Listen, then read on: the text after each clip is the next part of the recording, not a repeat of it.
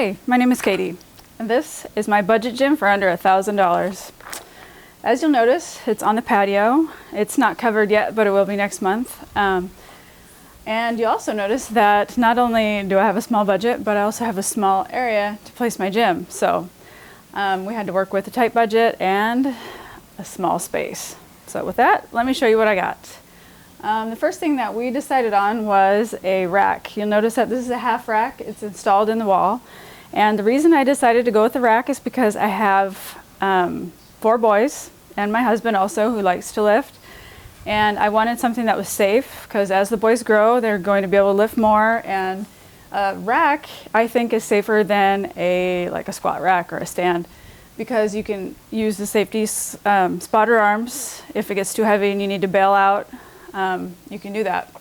So that's why we decided to go with the rack. And that was probably one of the most expensive items in this gym besides the barbell.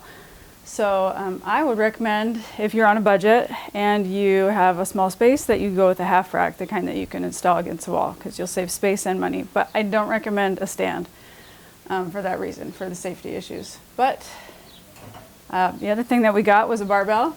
This barbell is rated for 700 pounds, and I would never be able to lift 700 pounds, and I don't even know if my boys or my husband could, but it's rated for 700 pounds, and it's a full-length, full-size, full-weight Olympic bar. And the one thing that we did get that was a pretty good discount was the weight plates. We got a no-name brand. They're iron plates. They're not bumper plates. Because we have concrete here, we don't have the plywood or any stall mats installed yet, and we don't plan on dropping the weights. So we decided it would be okay to go with the cheaper weights, plus we're on a budget. And we can always upgrade the plates later or buy more later. In fact, that's probably going to be the next upgrade, is more weight plates. But the bar is a body solid bar. It's got brass bushings that turn pretty easily. And we like it. It's got a chrome finish. The knurling is not very good on it though. So that's another place you might upgrade. In the future, maybe you could also use this bar for landmines and things like that if we decide to upgrade the bar later. So that's what we went with there. One of the other things I got was I got myself a resistance band.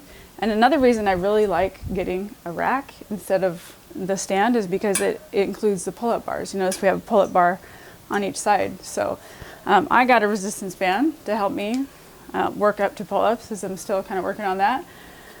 And some of the other things we had, I already had boxing gloves. As you can tell, they're pretty worn out. I go to like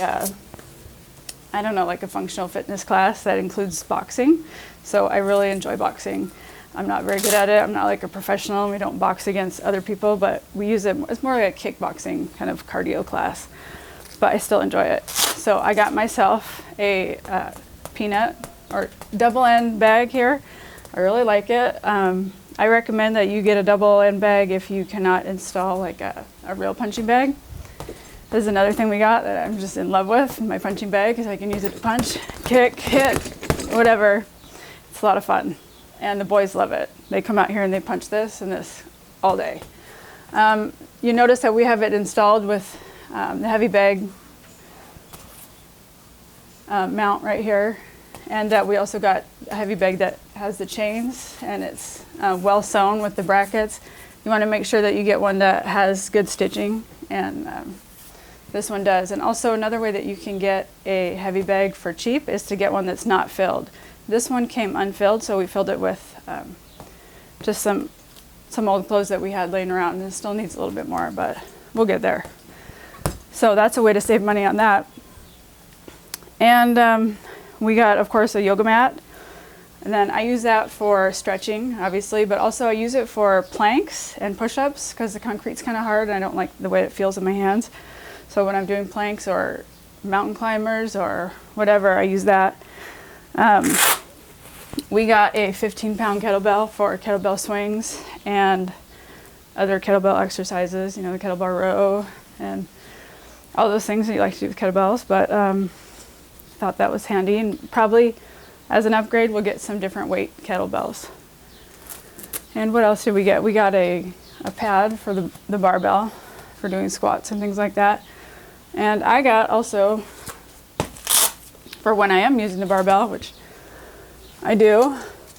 I do some lifting, not heavy lifting, but with just the bar by itself, me personally. These are wrist straps, and they will support your wrists as you're lifting, because I have really weak, kind of thin wrists, so I need all the support I can get. So that's it. That is my, oh, also the bench.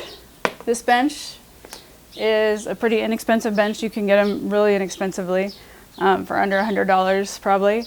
This one was one of those under $100 benches. It holds maybe 600 pounds total, which would be like 400 pounds of barbell and then 200 pounds a person, probably more than I could ever lift, and probably more than my husband and my boys could lift. So this is sufficient for us for now. We may upgrade the bench also sometime in the future.